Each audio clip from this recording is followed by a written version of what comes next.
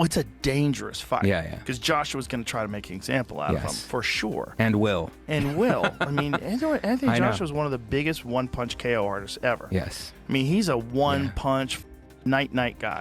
Yeah. Wade, if Jake Paul gets knocked out, will his career be over? Buddy, his life may be over if he gets knocked out by AJ, because that dude put Francis Ngannou flat on his back, and I had never seen Francis Ngannou hurt before. And again, I don't think this is a proper. I don't think that I would ever consider having a debate about whether Anthony Joshua versus Jake Paul is a proper fight between two bona fide champions. I think Jake Paul is someone that's creating a lot of opportunity for himself and using sport as the anchor for it. And will I watch it? No. And do I value it?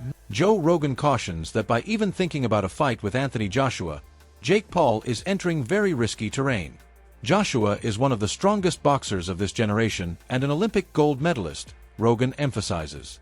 He thinks that in order to prevent Jake from criticizing great champions for financial gain, Joshua would attempt to use Jake as an example. According to Rogan, the level disparity is so great that Jake might suffer a severe defeat in the battle. Oh my God, if he beat Anthony Joshua, good Lord.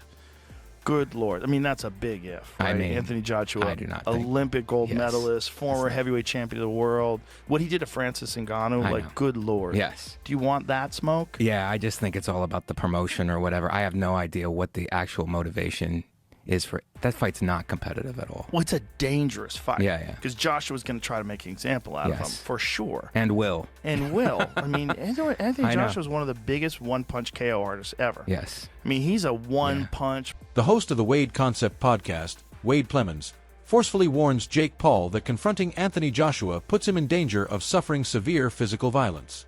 Plemons notes that there is a significant weight and strength difference between Joshua and Jake, with Joshua fighting at about 111 kilograms and Jake walking around at about 90 kilograms.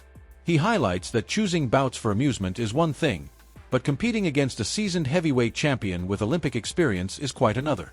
After all, Anthony Joshua won a gold medal at the Olympics. Plemons is adamant that Jake might never fully recover if Joshua knocks him, claiming that this is a potentially life-altering incident rather than merely a mismatch.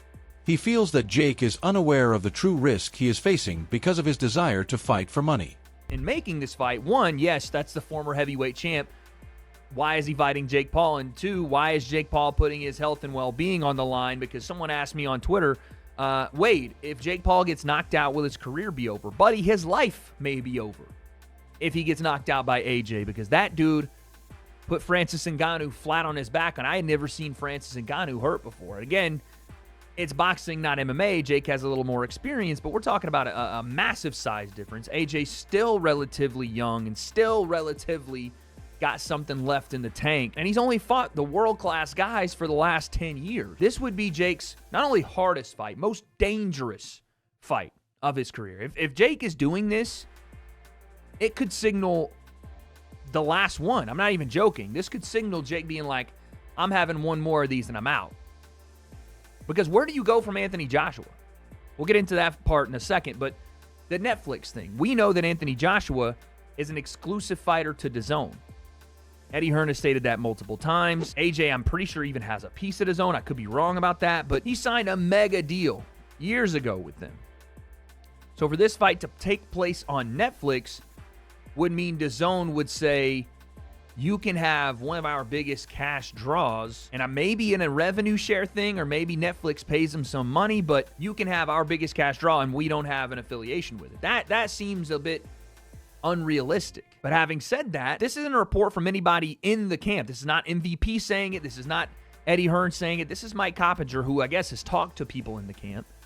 But an independent source saying that they are finalizing a deal. Not that they're in talks. They are finalizing a deal. So this is, again, we're talking 1 yard line, first and goal. According to Boxing Kingdom, a professional boxing match between Jake Paul and Anthony Joshua is currently being discussed on X. This will adhere to proper Queensberry regulations and not be an exhibition. This demonstrates that the battle is not being treated as a light-hearted or exhibition fight, but rather in accordance with all professional requirements. If the fight were to be decided, it would feature official referees, conventional professional procedures, and scoring, emphasizing the serious risks and high stakes for both fighters. The boxing world is abuzz with news that Anthony Joshua versus Jake Paul is being finalized for December. However, Joshua's longtime promoter Eddie Hearn initiates the early information in a conversation. According to Hearn, a lot of the reporting is currently conjecture and no official contracts have been signed.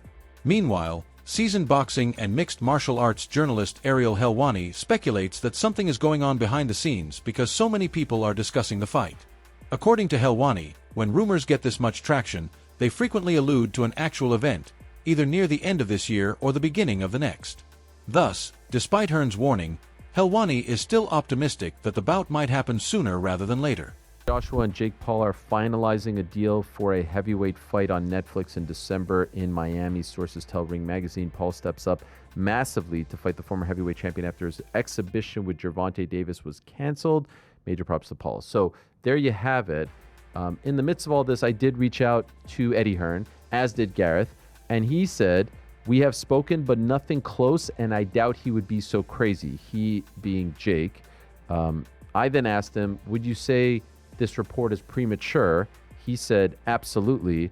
And then I said, "Can I attribute this to you?" And he said, "Yes." And so, what do we make of this, guys? Do we think there's smoke to this fire? PT, what do you think? You think this is something that could actually happen? This would be within the next month, right? This would be sometime between now and probably December 19th or so, in that time frame. What do you think? I think it's a huge fight. You know, I didn't expect this at all. Usually when Jake is in a fight, the odds feel like they're stacked very much in his favor. This is the complete opposite of that. I'd very much agree with Gareth A. Davis's take, which was I'd expect Joshua to obliterate him in a boxing match. I mean, look what Anthony Joshua did to Francis Ngannou before that Dubois fight. Like, I mean, it was a completely different affair than the Tyson Fury fight. I think, having heard Eddie Hearn's update and having looked at that tweet again, it feels like boxing's equivalent to the old in the works reporting that we used to see in MMA an awful lot, right? Like when we weren't quite sure, maybe one side had verified that this fight is happening, but you can't get the other side to commit, and it's in the works. It's a huge fight. The one thing I will say is, why would you want that out there? Why would the Ring report this? Why would someone give them that information if it wasn't going to happen? Now, because everything else pales in comparison to this, as far as I'm concerned. Every other fight that they had perspective or potential, I don't think it's as big as Anthony Joshua. So I don't know. This isn't a ring they fight, right? This isn't a ring fight. Anthony Joshua is tied to DAZN. Anthony Joshua has a relationship with Turki Al-Sheikh and Riyadh Season. The ring is owned. Leon Edwards' response to the persistent reports regarding a possible battle between Jake Paul and Anthony Joshua was shared by MMA Fighting on X.